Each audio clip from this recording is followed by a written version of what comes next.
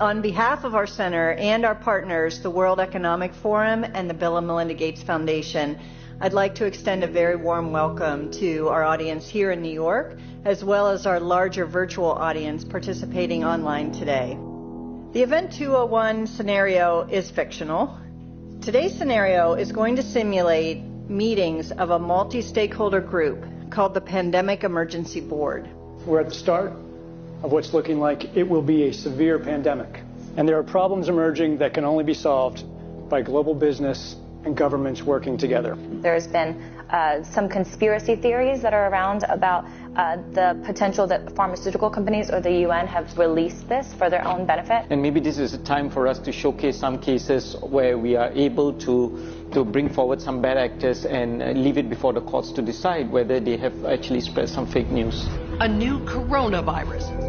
Infected people got a respiratory illness with symptoms ranging from mild flu-like signs to severe pneumonia. In related news, a significant demand for personal protective equipment like N95 masks and gloves are on the rise. Patients are overwhelming healthcare facilities. People are avoiding public spaces out of fear of infection and in compliance with public health recommendations. Our U.S. affiliate has just released polling results on public expectations for a vaccine, and 65% of those polled are eager to take the vaccine, even if it's experimental. I am not optimistic about having the vaccine in time to be relevant during this pandemic. With enough money and political will, anything is possible. Penalties have been put in place for spreading harmful falsehoods, including arrests. If the solution means controlling and reducing access to information, I think it's the right choice. The world saw large-scale protests and in some places riots. This led to violent crackdowns in some countries and even martial law. The public lost trust in their respective administration. Economists say the economic turmoil caused by such a pandemic will last for years. The societal impacts, the loss of faith in government, the distrust of news, and the breakdown of social cohesion could last even longer. We have to ask, did this need to be so bad?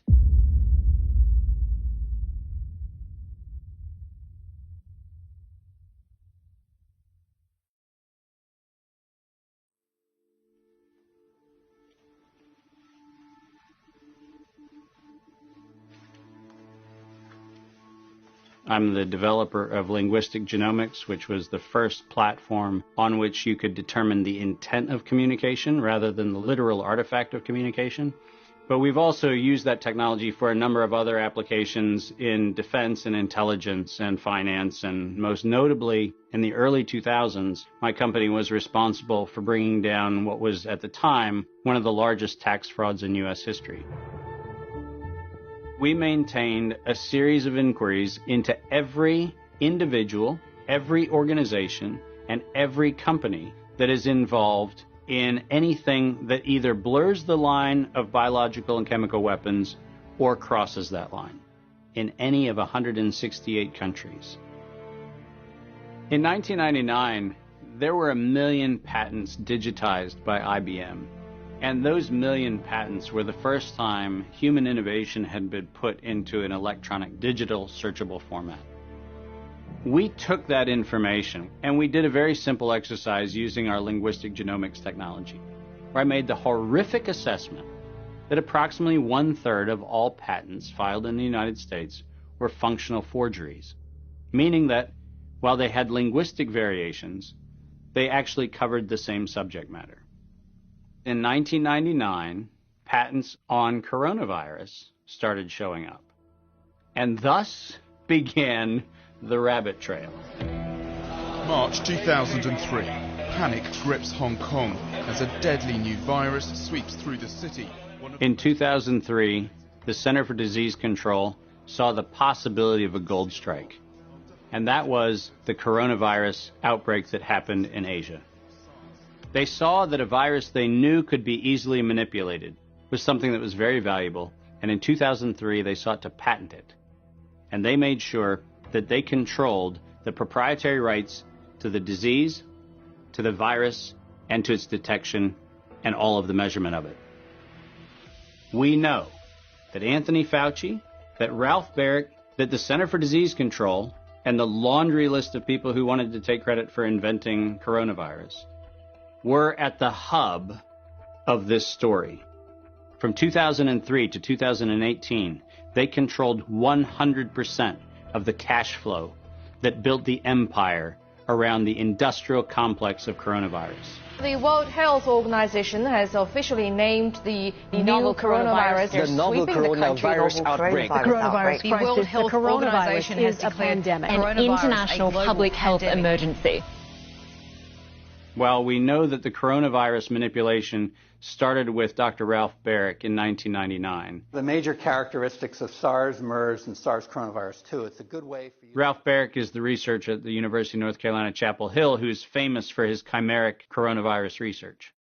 In 2002, there was a recognition that the coronavirus was seen as an exploitable mechanism for both good and ill. On April the 25th, 2003, the U.S. Center for Disease Control filed a patent on the coronavirus transmitted to humans. Under 35 U.S. Code Section 101, nature is prohibited from being patented. Either SARS coronavirus was manufactured, therefore making a patent on it legal, or it was natural, therefore making a patent on it illegal.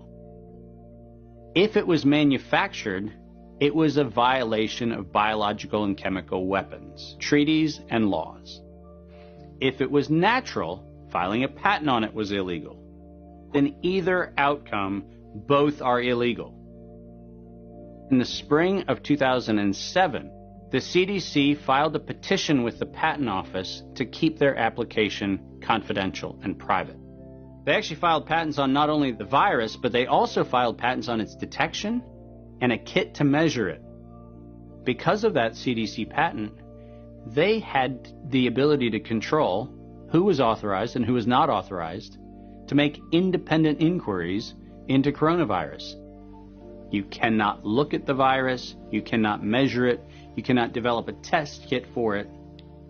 And by ultimately receiving the patents that constrained anyone from using it, they had the means, they had the motive, and most of all, they had the monetary gain from turning coronavirus from a pathogen to profit.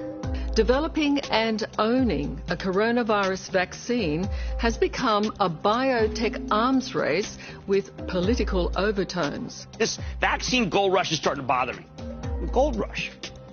Let's keep that in mind. And so somewhere between 2012 and 2013, something happened.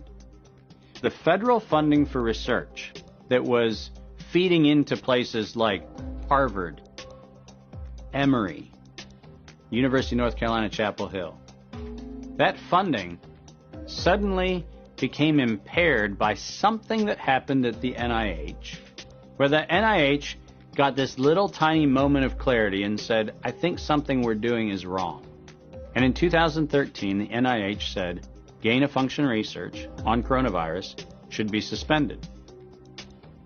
The National Institutes of Health had a moral and social and potentially legal reason to object to research. But the letters that were sent to the researchers essentially said, you are receiving notice that we're telling you to stop. And now on the bottom of the page, we're going to clarify what stop means. Keep going. But when the heat gets hot in 2014 and 15, what do? You offshore the research. You fund the Wuhan Institute of Virology to do the stuff that sounds like it's getting a little edgy with respect to its morality and legality. But do you do it straight way? No. You run the money through a series of cover organizations to make it look like you're funding a U.S. operation, which then subcontracts with the Wuhan Institute of Virology. The U.S. could say, China did it. China could say, the U.S. did it. And the cool thing is, both of them are almost telling the truth. Where did the coronavirus come from? There is a new investigation into its origins. U.S. intelligence officials tell NBC News that they are examining whether the virus accidentally came from a Chinese lab. Chinese officials pushing back against that claim on Thursday, tweeting that it might be the U.S. Army who brought the epidemic to Wuhan. I was the first person in the world to look at an epidemic and study its characteristics and prove that it was due to biological warfare and was not a natural occurrence. So I published that 28 years ago. Early in this pandemic, I did not think the coronavirus was a natural occurrence from bats. I feel quite convinced that this was a laboratory-designed organism. There have been hundreds and hundreds of leaks from high-containment laboratories that do research on pathogenic coronaviruses and other potentially lethal organisms. I was particularly interested in a paper that came out in Nature Medicine by 5 scientists claiming, and it was definitely a natural occurrence rather than a lab construct. But the arguments they used did not hold water. They didn't really make a lot of scientific sense. And yet all kinds of very important people started parroting what this paper said. And so that, of course, got me scratching my head saying, why are these people risking their reputation when it's obviously illogical, doesn't hold water? Somebody must have made them publish this, and somebody must have told these other people that they have to say it's a great piece of science. You were quoted as saying it was a meticulous job done professionally. It could be done by somebody very expert in molecular biology, I think.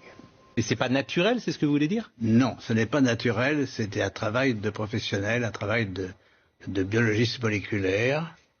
C'est un travail très minutieux, on peut dire d'horloger, on peut dire au niveau des séquences. Mais dans quel but? Dans quel but, ça, ce n'est pas clair. Moi, j'expose, si vous voulez, mon travail, c'est d'exposer les faits, c'est tout. See, the problem with all of this is the evidence is right in front of our face. And when confronted with evidence, we are told fact checkers are somehow transcendent. The pace of our modern world makes it nearly impossible for working people to research the events and policies that shape their lives. When seeking answers to life's most pressing questions, where do we go first? Google. Enter the subject, hit go, and there it is. Only what they want us to see. In today's culture of copy and paste journalism, it's common for hundreds of unrelated outlets to feature the exact same report. This is not the result of laziness. This is by design. When we see identical headlines across seemingly unrelated platforms, the logical mind concludes, well then, it must be true. The illusion that numerous news sources have arrived at the same conclusion gives us confidence to share the chosen narrative. And just like that, we become the unwitting pushers of propaganda. Search engines are the holy grail for those seeking to control the narrative. Google is already more powerful in terms of its control over people's lives than almost every government on the planet. As the most influential search engine in the world, through its ubiquitous reach, Google has more power to influence U.S. elections than any foreign nation. You testified before this committee. You said in subsequent elections, Google and Facebook and Twitter and big text manipulation could manipulate as many as 15 million votes in a subsequent election? And the methods that they're using are invisible. They're subliminal. They're more powerful than most any effects I've ever seen in the behavioral sciences, and I've been in the behavioral sciences for almost 40 years. The blacklists is something that Google said didn't exist, and they testified that under oath. And nothing but the truth, so help you God. I do. Now, me as an engineer, I just did a search on Google's internal search engine, and guess what I found? It had blacklisted search terms like cancer cures. Why is Google deciding what people can and cannot search for? What was once an efficient tool for navigating the world of information is now a network for global surveillance, data collection, and social engineering. Now let's take a look at a few of the most commonly used fact checkers, beginning with Snopes. The husband and wife duo of David and Barbara Mickelson founded Snopes.com in 1995. They have no journalism background or training whatsoever. They built their fact-checking empire by using Google as their primary verifying source. The Mickelsons divorced in 2015. Barbara sued David for embezzling money that he had allegedly spent on prostitutes, as well as a lavish honeymoon with his new wife, who worked as an escort in Las Vegas before joining the Snopes cast of characters. In 2017, David Mickelson's new business partners filed a lawsuit accusing Mickelson of multiple counts of fraud and embezzlement. Snopes proclaimed to be the Internet's go-to source for discerning what is true and what is total nonsense. Yet one glance at their history of fact-free checking tells another story. When Dr. Mikovits claimed she was arrested without a warrant and jailed without a charge, Snopes rated her statement false. Had they bothered to explore the arrest documents, they would have seen that indeed there was neither a warrant nor signatures to officiate a charge, a fact that I confirmed with members of Dr. Mikovits' legal team. Was there a search warrant? No. And was she ever charged? No. Never charged with a crime. 100% correct. Judy has never been charged with any crime. Facebook's fact-checking arm, PolitiFact, is owned by the Poynter Institute, which has received substantial funding from big pharma allies such as Google and the Bill and Melinda Gates Foundation. Like Snopes, PolitiFact has a history of misleading the public. In late January of 2019, PolitiFact, Snopes, and FactCheck.org raced to squash the notion that coronavirus and its treatments were patented. They reviewed only 3 of the 4,452 publicly available patents, which unmistakably show that SARS coronavirus detection and treatment have been widely patented by both the public and private sectors. Facebook's founder pledged to the WHO, saying they would remove false claims and block exploitative ads. They're working with the World Health Organization and with the NHS, so they have a hotline, if you like, from those official sources. Wikipedia is the go-to destination for introductions to people, places, and things. Wikipedia is supported by the Wikimedia Foundation, a non-profit parent organization with a long history of politically tied funders. Many named, many anonymous. What exactly does a Wikipedia donor receive in exchange for their generosity? What began as an unbiased open-source platform is now weaponized to undermine the work and reputation of anyone deemed a threat to its stakeholders. And once they smear you, they lock you out from making corrections to your own bio. In summary, most independent fact-checkers are neither independent nor factual. Simply put, they are political spin machines. And so what they have done is they've decided that there's an approved narrative. If it is in line with the CDC's public pronouncements, and if it's in line with the World Health Organization public pronouncements, it is presumed to be correct. I don't have to remind many Americans that the Center for Disease Control was the one that said you should use DDT in your homes. Used right, it is absolutely harmless to humans and animals. Remember the name, DDT. It spells certain death. A scientific panel today reported that pesticides may indeed represent a grave threat to mankind. Remember the swine flu scare of 1976? That was the year the U.S. government told us all that swine flu could turn out to be a killer, and Washington decided that every man, woman, and child in the nation should get a shot to prevent a nationwide outbreak, a pandemic. Well, 46 million of us obediently took the shot. Did anyone ever come to you and say, there's the possibility of neurological damage if you get into a mass immunization program? No. No one ever did? No. I can't believe that they would say that they did not know that there were neurological illnesses associated with influenza vaccination. That simply is not true. We did know that. Then he's lying. I guess you would have to make that assumption. Then why does this report from your own agency list neurological complications as a possibility? You didn't feel it was necessary to tell the American people that information. Dr. Sensor's CDC also helped create the advertising to get the public to take the shot. The vaccines are safe, so roll up your sleeve. And now Americans are claiming damages from Uncle Sam amounting to $3.5 billion. By far the greatest number of the claims, 2/3 of them, are for neurological damage or even death. There are serious concerns tonight about how well the CDC controls dangerous germs at its own labs after yet another safety lapse.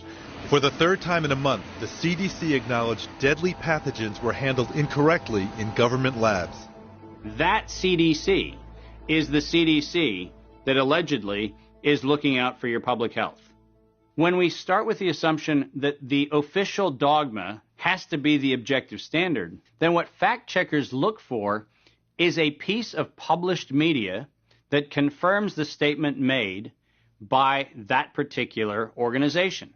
And then debunkers and conspiracy theorist blower-uppers come in and say, we're going to make this thing clearly the scam that it is. Every media outlet that is in the public media right now has planted evidence, and they have re-ranked pages. So if you look today at face mask wearing, and if you look today at social distancing studies, you will see the studies that used to be number 1, number 2, number 3 on the pages of PageRank search don't exist anymore. And what is there are studies that wind up having headlines that support the common narrative. They're planting evidence to back into the narrative of the story that they're looking for. Because it turns out that after every single effort to disrupt the electoral process has failed, you suddenly have nature's gift, COVID-19. You're going to be hearing more about advanced guidelines? Because if you can keep people from assembling, guess what they're not talking about? They're not talking about the issues of the campaign. If you can keep people in their homes, the only source of information that you can have is what you curate for them. Now I know how to target my electorate. They're in the only place I allow them to be, being fed the only message I'm allowing them to hear, through a media that I control.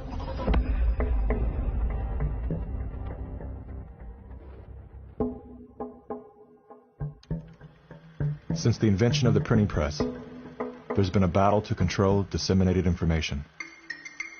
In the early 1900s, oil tycoon John D. Rockefeller took control of every newspaper and news editor of his era. He became America's first billionaire, paving the way for the power-hungry ever since. Thus began the gold rush for the modern world's most precious resource, the narrative. Do you have any people being paid by the CIA who are contributing to a major circulation American journal? During a Senate committee investigation, it was revealed that the CIA had been conducting a covert operation to infiltrate and control U.S. media. They called it Operation Mockingbird. We do have people who submit pieces to American journals. Do you have any people paid by the CIA who are working for television networks? This, I think, gets into the kind of details, Mr. Chairman, that I'd like to get into in executive session. Over 3,000 CIA contracted and trained operatives were placed in key positions within top media outlets. Posing as editors and journalists, these well-paid actors never dared to question the effect of their lives on the world beyond their cozy studio. How often does the CIA manipulate the media in this way? It goes beyond your wildest imagination. Setting up student organizations so they could draw radical students in. 5,000 university professors co-opted to help the CIA manipulate people's minds. Journalists in the U.S., including big-name journalists, co-opted to function routinely to help the CIA put out stories and biases to the world. As this 1952 CIA memo says, the aim is controlling an individual to the point where he will do our bidding against his will. It's a great brainwashing process to change the perception of reality of every American to such an extent no one is able to come to sensible conclusions in the interests of defending themselves, their families, their community, and their country. Would you say that continues today? Well, I would think probably for a reporter it would continue today, but because of all of the revelations, I think you've got to be much more careful about it. So how do we know that Operation Mockingbird still isn't in effect? Well, we don't. It was the Telecommunications Act of 1996 that opened the door for predatory corporations to monopolize the industries of print and broadcast. This bill protects consumers against monopolies. It guarantees the diversity of voices. Today, A handful of corporate empires own and control the vast majority of everything you read, hear, and watch. From the biggest movie studios, television and radio networks, newspapers and magazines, to the vast universe of internet news and entertainment sites.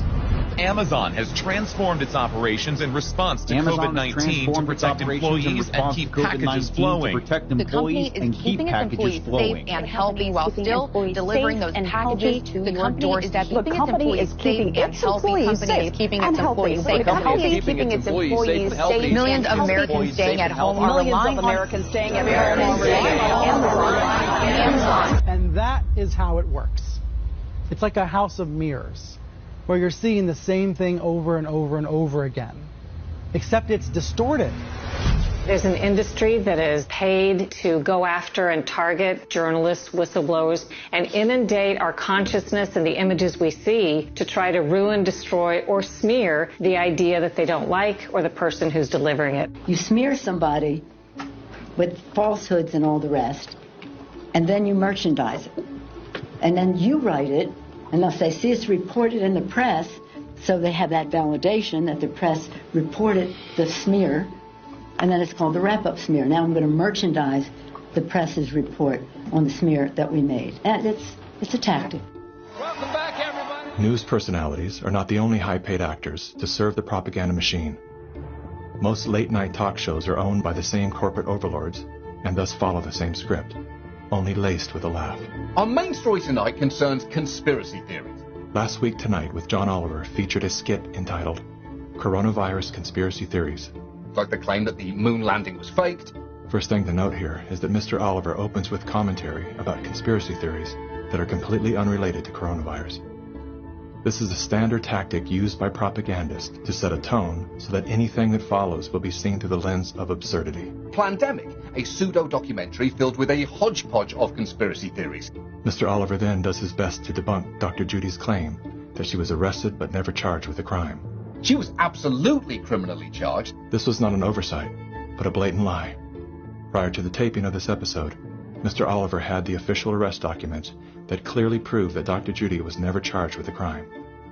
Mr. Oliver then attempts to debunk the idea that a beach, aka nature, holds any value in boosting our body's natural immune system. Instead of challenging the point with science, he kills it with a smear. Everything that you just said is insane. Television is not the truth. We deal in illusions, man. None of it is true. But you people sit there day after day, night after night, all ages, colors, creeds. We're all you know. You're beginning to believe the illusions we're spinning here. You're beginning to think that the tube is reality and that your own lives are unreal. This is mass madness, you maniacs. In God's name, you people are the real thing. We are the illusion. So turn off your television sets. Turn them off now. Turn them off right now. Turn them off and leave them off. Turn them off right in the middle of the sentence I'm speaking to you now. Turn them off. In 1979, the world decided that we needed the Bayh-Dole Act because we needed to reform our patent system. And one of the modifications was we allowed recipients of federal funding to patent and retain economic interest in the research that the public paid for. You get a $5 million grant from the taxpayer, and then you get to charge the taxpayer a premium for the technology they paid to develop. Pfizer is going to get nearly $2 billion. Moderna receiving $438 million in taxpayer money. And yet both companies have said they will not sell the vaccine at cost. They're going to make a profit on it. Should pharmaceutical companies profit off this vaccine research that taxpayers have helped fund? The Bayh-Dole Act failed the American people because rather than standing on the shoulders of giants, we now kneel at the feet of greed. My systems flagged anomalies when I started seeing nonprofits and corporates and cover financing for coronavirus programs in the late summer and fall of 2019. Our first red flag came out when we read the World at Risk scenario. Now, there is an organization called the Global Monitoring Preparedness Board. This organization is a part of the World Health Organization, and this board includes Dr. Elias from the Gates Foundation and Anthony Fauci from NIAID. These two individuals, plus the director of the Center for Disease Control in China, come out with a recommendation that says that by September 2020, 2 global pandemic preparedness exercises have to be completed. And one of them has to be done on the release of a respiratory pathogen that then gave rise to an October event, Event 201. On behalf of our partners in the Bill and Melinda Gates Foundation, Event 201 took place 5 months before COVID-19 was declared a pandemic. The participants of the event are some of the same people that are now deeply involved in the real pandemic and profiting from it as well. Event 201 was a scripted, multi-camera, live event that was broadcast globally via the internet. An event of this complexity and magnitude would take months to write, prep, and produce, placing the conception date at least 1 year prior to the actual pandemic. There is no question that there will be a surprise outbreak. Anthony Fauci knew as early as January of 2017 that we would see an outbreak before the end of 2020.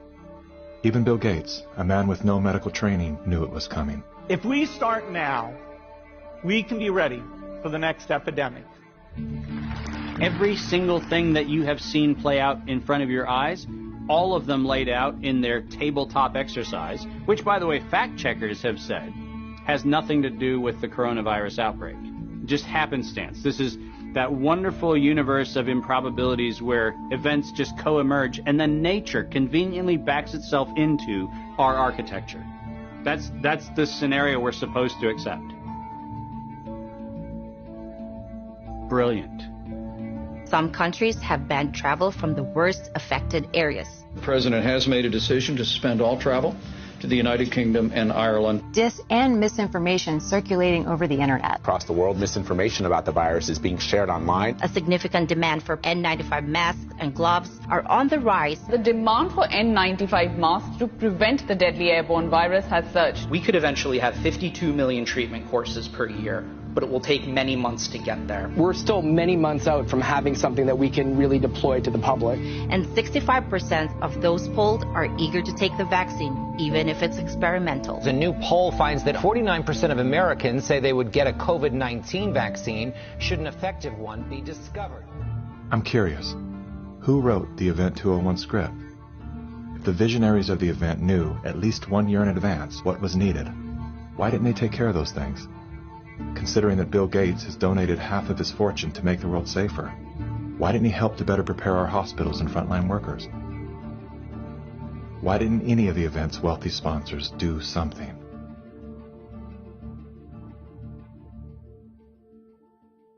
Now here we are. You know, we didn't simulate this. We didn't practice. On behalf of our partners in the Bill and Melinda Gates Foundation. So both the health policies and economic policies, we find ourselves in uncharted territory. Event 201 was not the first scripted exercise to prophesize the future with astonishing accuracy. Leaders of global health and business have been seeding reality with fictional scenarios for several decades. The scenario obviously is fictional. 1 year prior to Event 201, many of the same sponsors, hosts, and actors came together to produce a tabletop pandemic simulation for a fictional virus they branded Clade X. 1 year to produce a vaccine for this is too long. We should have stockpiled, we didn't, but we're going to have to look at that vaccine question to see if we can speed up the delivery. And if we do not have the public with us, we're in big trouble. In 2010, the Rockefeller Foundation released a 54-page document called Scenarios for the Future of Technology and International Development. Page 18 features the pandemic scenario, Lockstep, a world of tighter top-down government control and authoritarian leadership, with limited innovation and growing citizen pushback. China's government was not the only one that took extreme measures to protect its citizens from risk and exposure. During the pandemic, national leaders around the world flexed their authority and imposed airtight rules and restrictions. from the mandatory wearing of face masks to body temperature checks at the entries to communal spaces like train stations and supermarkets. Even after the pandemic faded, this more authoritarian control and oversight of citizens and their activities stuck and even intensified. It's the United Nations in lockstep with the World Economic Forum. In what they are boasting will be the great reset of all our economies and of all our personal liberties. Now is the historical moment, the time. This pandemic has provided an opportunity for a reset. It is an opportunity we have never had before and may never have again. We must not miss this unique window of opportunity. Reading from the COVID-19 The Great Reset book by Klaus Schwab and his co-author, if no one power can enforce order, our world will suffer from a global order deficit. Think about that, reread that sentence. If no one power can enforce order, our world will suffer from a global order deficit. In short, we need a great reset. But how do the World Economic Forum and the United Nations intend to bring about this great reset they keep promising us? Well, they need national and state governments and other bodies to play along. And one of the key tools they are using is a three-word slogan: Build Back Better. We will build back better from the COVID crisis.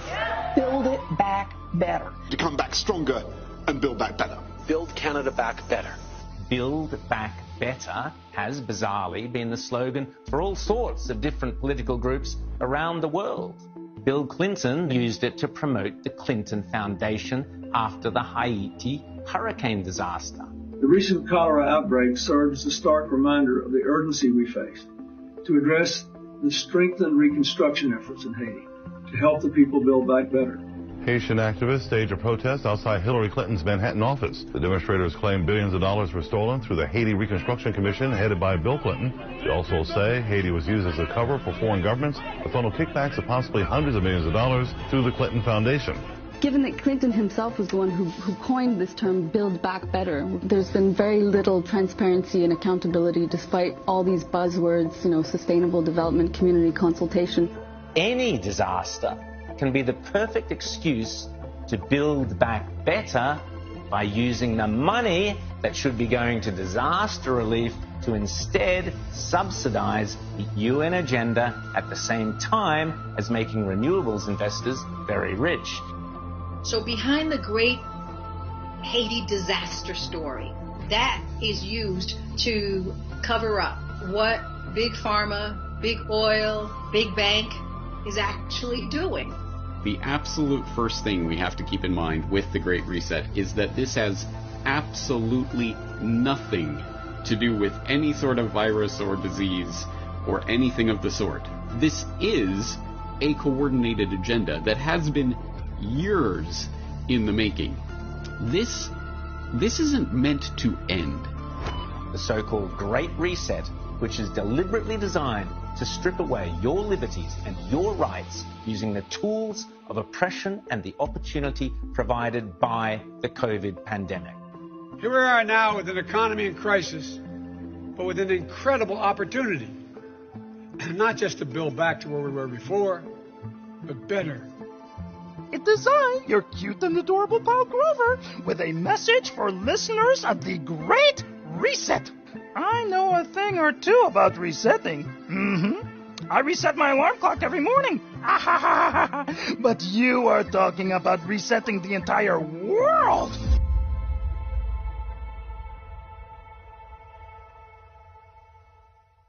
We are living in a time where leadership, unfortunately, is compromised. And by that I mean that individuals are placed in power for their ability to be influenced, not their merits of leadership. Nothing could be clearer than the leadership of the World Health Organization. The World Health Organization is the institution granted exclusive power to guide and protect the health and wellness of humanity. The WHO is sustained by private donations, the bulk of which are made by pharmaceutical and biotech corporations who have a vested financial interest in the organization's support.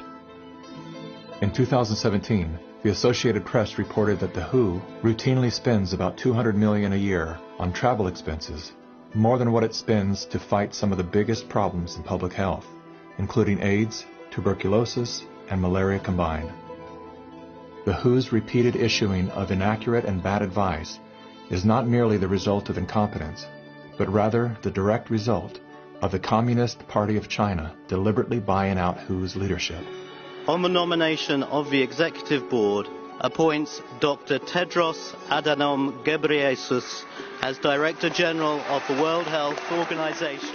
Tedros Ghebreyesus is the World Health Organization's first Director General that isn't a medical doctor. No Tedros for WHO! No Tedros for WHO! The appointment to the organization's highest position was controversial, given that in his previous role as Ethiopia's health minister, Tedros was accused of covering up 3 major health epidemics. Tedros is no stranger to controversy. As a former Minister of Health in Ethiopia, he has been accused of an alleged cover-up of 3 possible cholera epidemics.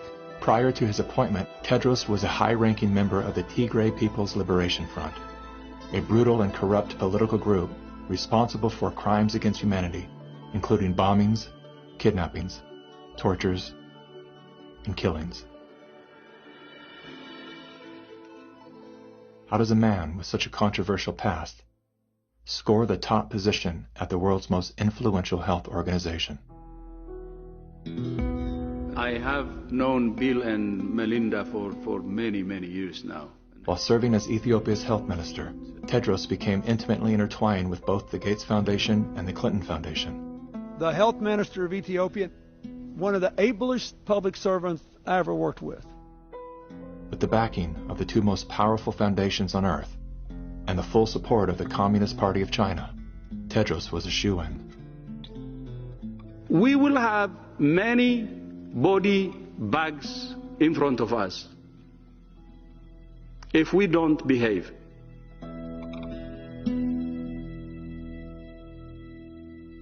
You cannot find a person promoting this scenario that's not part of the interlocking directorates of the World Health Organization, the CDC, the NIAID, or the organizations that are the philanthropic cover organizations that fund them.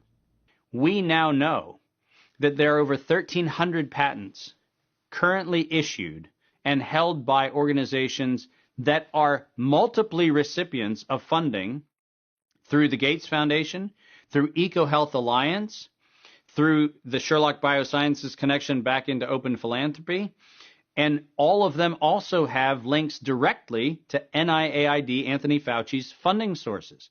If you have conflicts of interest in the funding and in the decision-making and in the inside knowledge that you have between competing or competitor organizations, that is a violation of the antitrust laws of the United States.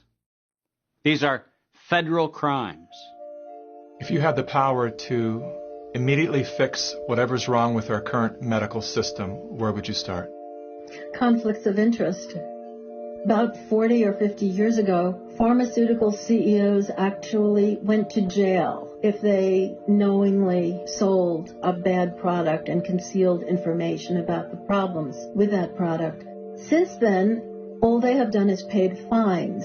And so selling a product and concealing information about it is okay because paying the fine is considered the cost of doing business.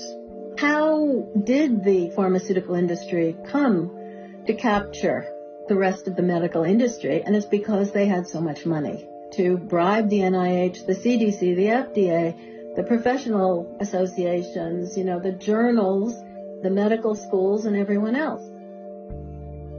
Around the same time that John D. Rockefeller seized U.S. media, he also hijacked U.S. medicine. When it was discovered that drugs could be produced from petroleum, America's top oil mogul ordered his army of propagandists to invert reality accordingly. Medicines used for thousands of years were suddenly classified as alternative, while the new, petroleum-based, highly addictive, and patentable drugs were declared the gold standard. After buying a German pharmaceutical company that manufactured chemicals of war for Adolf Hitler, Rockefeller leveraged his political influence by pressing Congress to declare natural healing modalities unscientific quackery Rockefeller then took control of the American Medical Association and began offering massive grants to top medical schools under the mandate that only his approved curriculum be taught. Any mention of the healing powers of herbs, plants, and diet was erased from most medical textbooks. Doctors and professors who objected to Rockefeller's plan were crucified by the media, removed from the AMA, and stripped of their license to teach and practice medicine. Those who dared to speak out were arrested and jailed. When evidence began to emerge that petroleum-based medicines were causing cancer, Mr. Rockefeller founded the American Cancer Society, through which he suppressed that information. John D. Rockefeller is duly credited as the founder of the pharmaceutical industry, and the reason that medical error is currently the third leading cause of death in America. This is not an indictment against doctors. More than anyone, they are under the stranglehold of the single largest lobbying power in Washington. Every year, the pharmaceutical industry spends at least twice the amount as big oil to influence laws, policies, and public perception.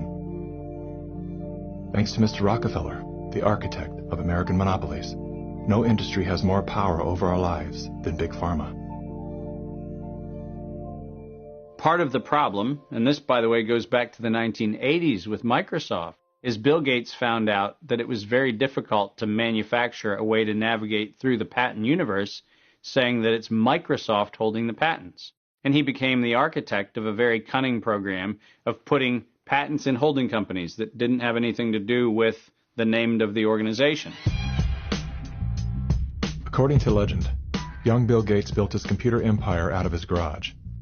Reality tells another story, that Bill Gates was born into wealth and privilege. Both his grandfather and great-grandfather were banking moguls. His father, William Gates Sr., was a prominent Seattle-based lawyer and political lobbyist.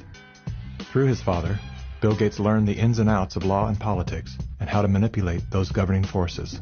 I'm Bill Gates, chairman of Microsoft. Bill Gates dropped out of college to start Microsoft. He is credited with inventing the operating system that became Windows. However, he played no part in the invention of Windows. The fact is, he bought an existing operating system from Seattle Computer Products, had it modified, then licensed it to IBM. That didn't stop him from taking all the credit. I don't see Bill Gates as this great creative person. I see him as an opportunist. While Microsoft's co-founder Paul Allen was struggling with cancer, Bill Gates seized the opportunity by attempting to cheat him out of his share of the company's fortune. They were basically talking about how they were planning to dilute my share down to almost nothing. And it was really a shocking and disheartening moment for me. And you were sick? Well, I think I was still probably in the middle of radiation therapy.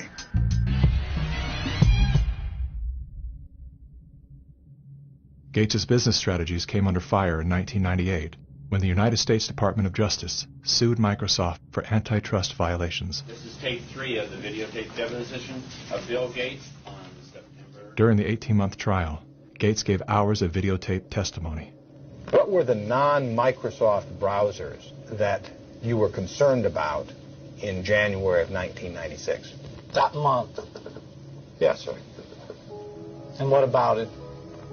What non-Microsoft browsers were you concerned about in January of 1996? I don't know what you mean concerned. What is it about the word concerned that you don't understand?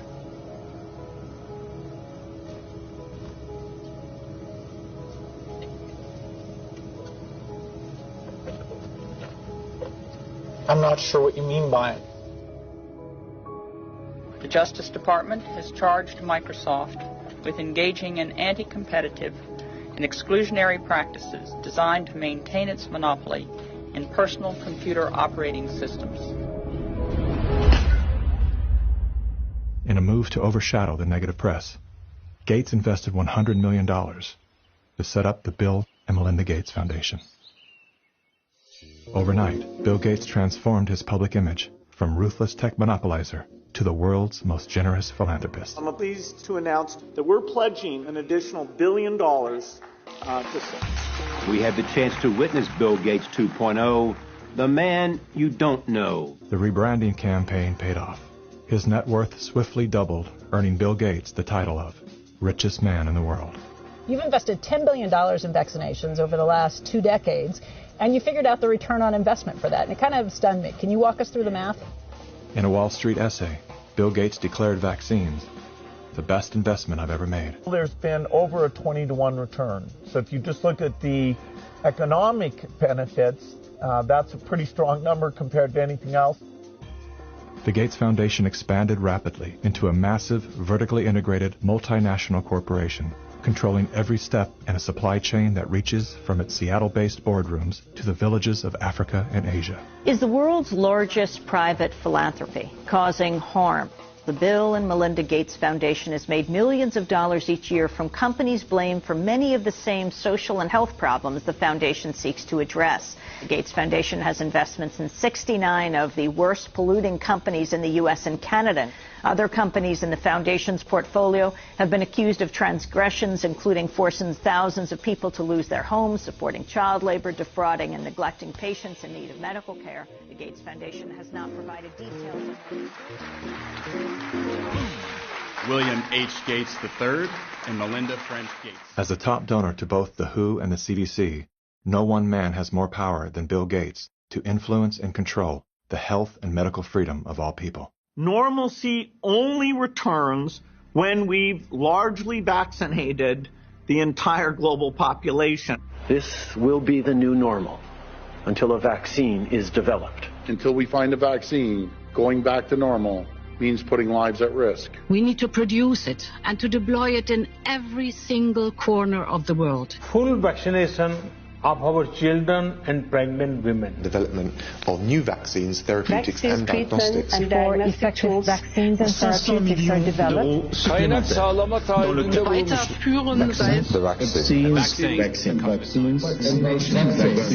We've already bought the syringes. We already know where it's going to happen. We're thinking about what that's going to be. It's all part of this plan. Our military is now being mobilized, so at the end of the year, we're going to be able to give it to a lot of people very, very rapidly. In 1986, President Ronald Reagan signed the National Childhood Vaccine Injury Act, granting total immunity to vaccine manufacturers. After a decade of lawsuits related to vaccine injuries and deaths, vaccine makers were going bankrupt. In a move to coerce policymakers, vaccine companies threatened to stop making vaccines until they could be legally shielded from liability. To this day, when someone is injured or killed as the result of an adverse reaction, it is the U.S. taxpayers that pay for the damages. Welcome back. Were several Indian tribal girls used as guinea pigs? The report alleges that 2 American pharma giants' untested vaccine was administered to thousands of tribal girls without proper study and paperwork. India was among the hardest hit after Bollywood celebrities were incentivized by the Gates Foundation to urge the public to submit to mass vaccinations.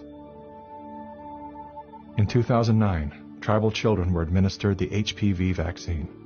Over 24,000 girls were told they were being given wellness shots, in many cases without the informed consent of a parent or a guardian. The people that were administering these vaccines lied to the guardians of these girls and told the girls, oh, this is going to cure cancer, you're never going to have cancer. And these girls became severely injured. Some of them developed seizures, some of them developed cancer, and 7 girls died. And there was no insurance, there was no assistance for them, and the Gates Foundation denied that it had been clinical trials. And it was so bad that the parliament in India created a task force, they studied it, and they kicked out the Gates Foundation. But India is a barbaric country. Things happen here in a very barbaric way. But I was surprised to find an American organization operating in broad daylight, doing things in a very, very, let's say, Indian fashion. And so the route I took was that I want the whole procedure to be investigated. The Indian Parliament formed a committee, and it was to me a rather surprising move because you generally don't often have such a high-level inquiry into matters affecting poor people.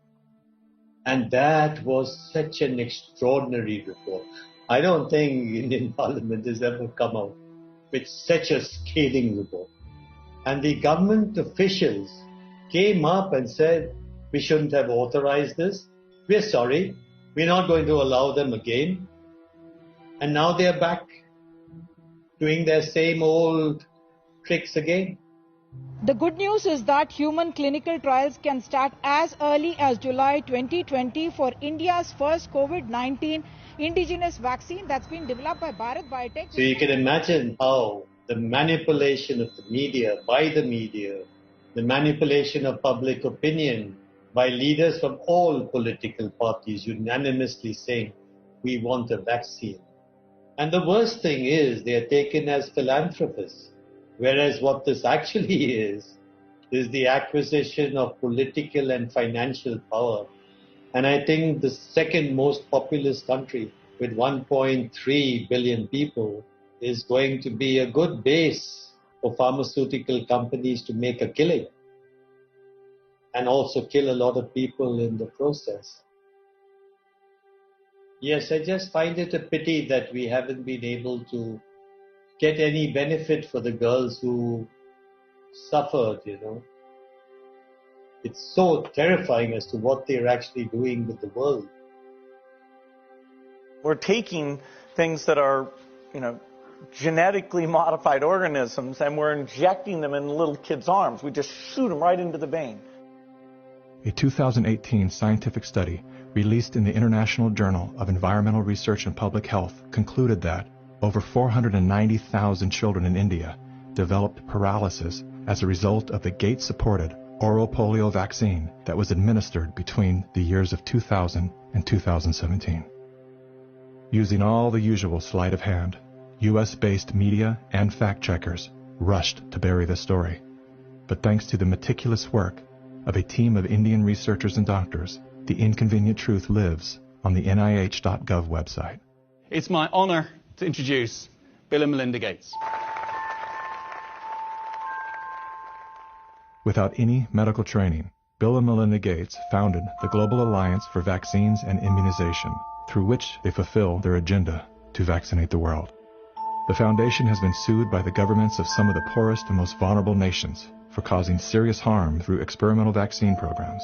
If you just look at healthcare workers around the world, they deserve to get the vaccine first. Here in the United States, really, it's going to be black people who really should get it first, and many indigenous people. Vaccines were always taught to us that it was safe, it was healthy, this is things that we had to do. But given the position that I am in now as a state legislator, and looking at these studies and reviewing a lot of these studies, is very scary. And I want the African American community to open up their eyes. Of all the places that Mr. Gates could have gone in the world, why did he settle on Africa? It's not because he cares about people that look like me. He cares about an agenda. African bodies have been used as lab rats for many years for Big Pharma. They are using us for trials, they are using us for testing, but as an African, I say no more. Africans, they're tired of becoming the guinea pigs of the world. Their antennas are raised and they're telling each other all over social media. They're on high alert right now. There is a policy of the American government. It's called the Kissinger Report, which was produced in the mid-70s.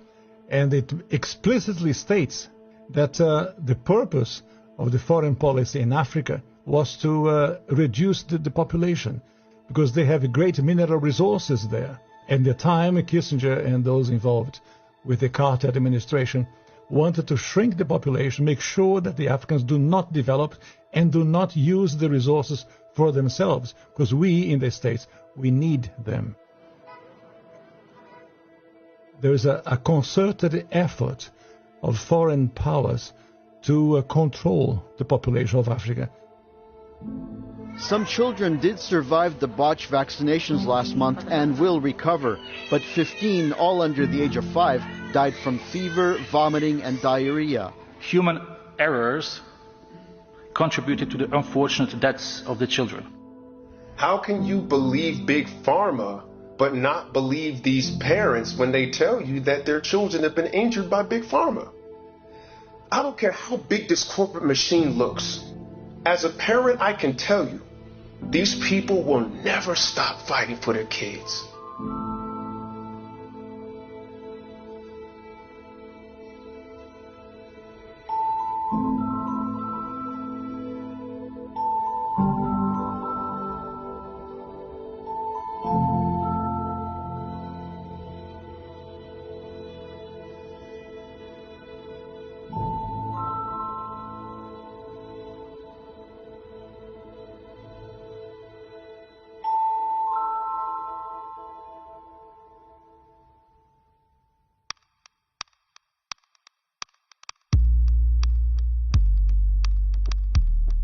It would take hours to list all of the questionable initiatives that Bill Gates is involved in. Here's a few of the highlights. Gates is one of the key funders in the stratospheric-controlled perturbation experiment designed to block out the sun in an effort to control global warming by releasing massive amounts of calcium carbonate and other materials into the upper atmosphere. Critics, including environmental scientists, have called the project a global genocide experiment. Gates has invested over $1 billion in Earth Now's global surveillance project. The project will launch hundreds of satellites into space, which will allow for the 24/7 monitoring of all people everywhere. In partnership with MIT, Bill Gates has developed a new technology that allows vaccines to be injected under your skin along with your medical records. The Quantum Dot Tattoo will implant an invisible certificate that can be scanned by authorities using a cell phone app and infrared light. Eventually, what we'll have is certificates of who's a recovered person, who's a vaccinated person. So eventually there will be this digital immunity proof. The EPA recently approved an experimental use permit to Oxitec, a biotech company funded by the Bill and Melinda Gates Foundation. In an effort to fight malaria, Oxitec will soon release millions of genetically modified mosquitoes in various U.S. states. According to the NIH website, programs are being developed to allow human immunization via mosquito bite. It was Science magazine that coined the phrase, flying syringes. Would you raise your hand, please? Do you solemnly swear the testimony you're about to give in the matter now pending? A shocking new report from the New York Times sheds light on the connection between Microsoft founder Bill Gates and the late Jeffrey Epstein. You report these two men met at least 6 times. Well, I believe there were more. This included visits to the mansion, seeing each other in Seattle, flying on Epstein's plane. When flight logs revealed that Gates had been a passenger on the Lolita Express, he claimed that he didn't know that the private jet belonged to Epstein. He also denied that he and Mr. Epstein were involved in any business deals. However, an expose by the New York Times revealed that not only did Bill Gates initiate a relationship with Jeffrey Epstein well after he was convicted of sex crimes, but the two were also involved in the process of co-founding a multi-billion-dollar charitable fund. Why would they ever set up a charitable trust benefiting Jeffrey Epstein? That it was all about philanthropy, that Bill Gates just wanted to find new sources of money. Why would one of the richest men in the world choose to partner with the world's most notorious pedophile? A deeper dive into Epstein's world revealed that the two men had more in common than meets the eye. Like Gates, Epstein was a billionaire philanthropist with a passion for science, health, education, and children. The Jeffrey Epstein Foundation donated millions of dollars to top universities, science institutes, medical schools, early education programs, youth initiatives, and international peace accords. Bill Gates is either the most misunderstood man alive or one of the most convincing con men to ever live. Is he a benevolent hero or a malevolent opportunist? Personally, I would love to believe that one of the richest men in the world is giving away his fortune for the betterment of humanity. I want to believe that endearing smile. I want to believe that his heart is as soft and warm as his sweaters. At the very least, I want to believe that he's unaware of the damage he's done.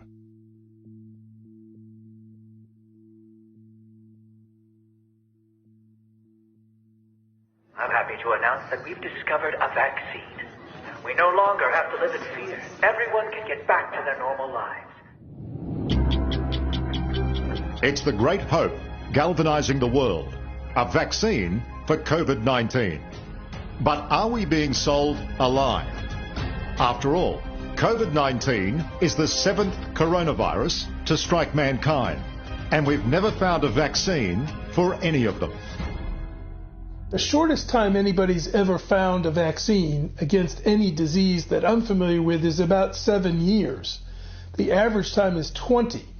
To be talking about a magic bullet coming in months, it borders on the absurd. People like myself and Tony Fauci are saying 18 months. A year to a year and a half. If everything went perfectly, we could do slightly better than that.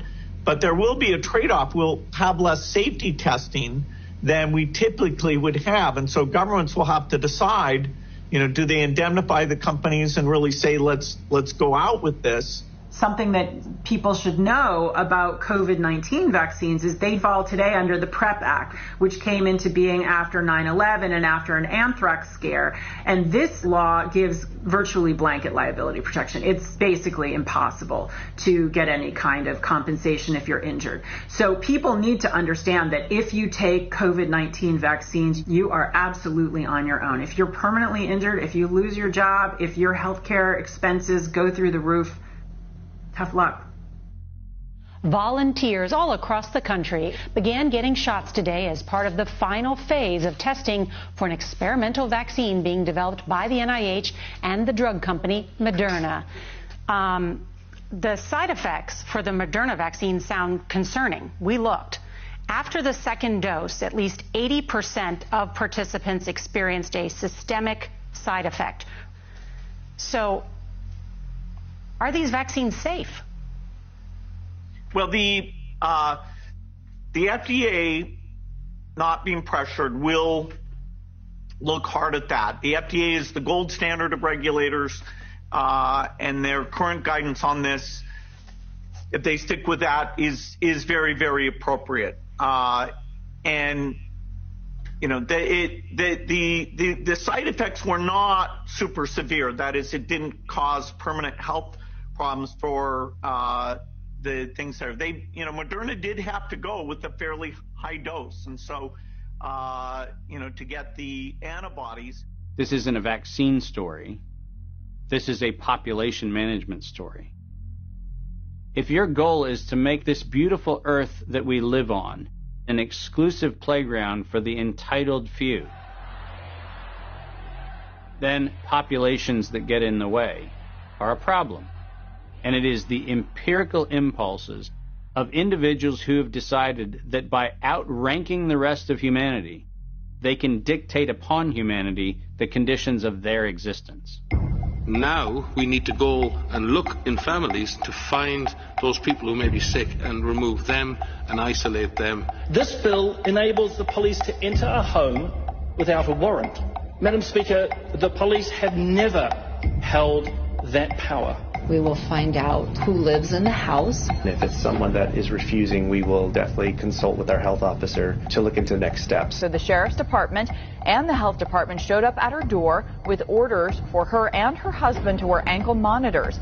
The couple says they never denied self-quarantining. You will no longer be able to leave home. Only one person will be able to go shopping once per day. Recreational activity is now no longer allowed. You will be allowed to have 1 hour of exercise no further than 5 kilometres from your home. Are you serious? Just for not having a mask? For no mask? Are you serious?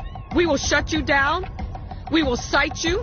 And if we need to, we will arrest you and we will take you to jail. You know the old expression about snitches?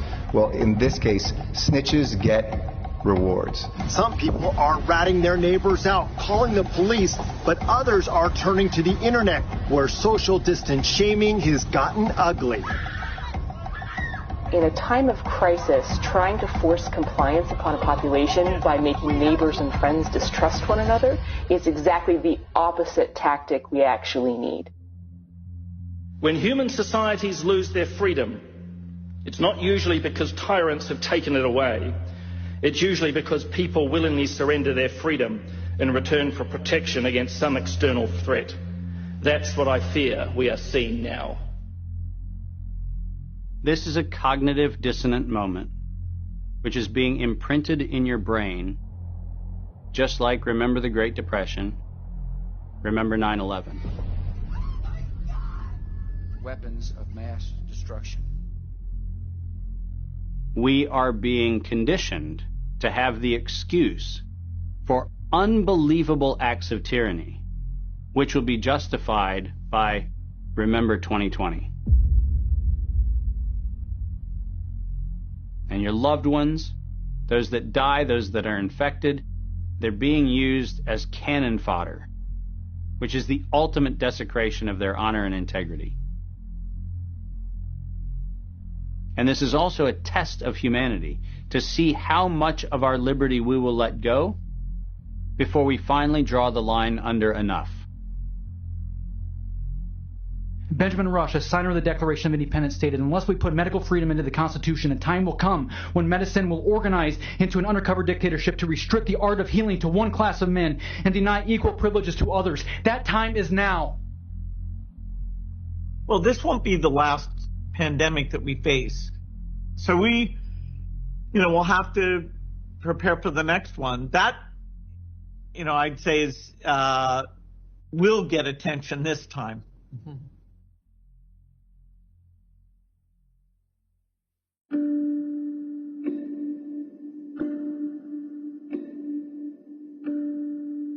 This is not a time for us to go in a mob frenzy, find the perpetrators and haul them into the town square and pillory them. This is a moment for us to recognize that every decision that is being made today by any of the conspiring parties made perfect sense in each increment when each one of those decisions was made. The sum of those incremental steps has led to devastation because they lost touch with their fellow humanity. But that's an invitation for each one of us to examine how we're living and how not a single decision we make, not one, in any moment, is without consequence. This is our moment to reclaim our humanity.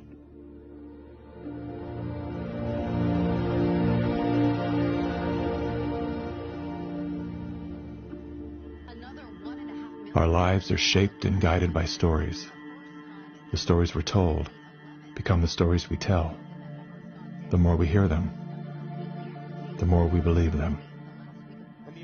When used as a tool, they help us to better understand who we are, where we came from, and where we're going. When used as a weapon, they can be deadly.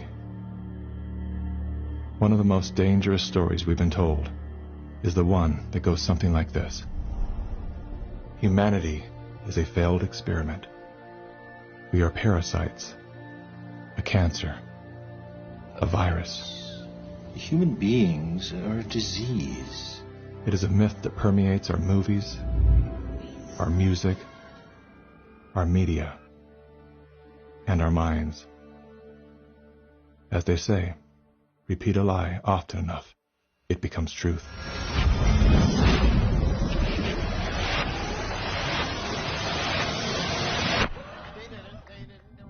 Perhaps that was the goal of the authors of that story. We feel too afraid to have kids because we feel that we're heading towards civilization breakdown as a result. Fear shuts down the part of our brain designed to solve problems. Without that ability, we look for others to guide and save us. In doing so, we lose touch with our most primal nature. We forget that we are an extension of the most brilliant and resilient ecosystem in the universe. We stop eating food grown from the earth and begin consuming products processed from machines. We trade medicines that heal for drugs that harm. We abandon love and liberty for debt and dependency. The good news is, our story is not over. The climax has yet to come. That moment when the hero rises from defeat, summoning a force they forgot they had. A force within. A force of nature.